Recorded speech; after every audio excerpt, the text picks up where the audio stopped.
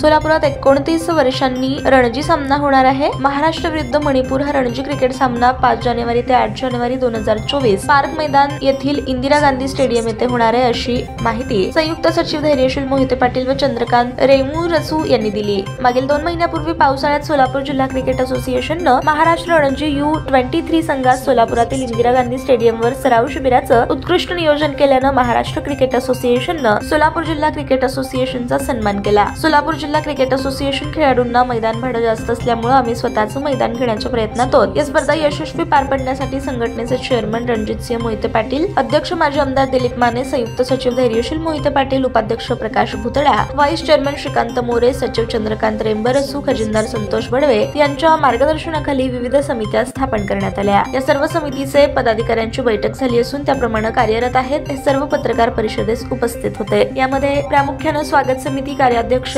सामान समिती सदस्य, क्रीडांगण समिती, भोजन समिती, निवास समिती, वाहतूक समिती, साफसफाई, देखरेख व बैठक व्यवस्था समिती आदींचा समावेश आहे। ताज्या बातम्या पाहण्यासाठी प्राईम महाराष्ट्र न्यूज चॅनलला सबस्क्राईब करा।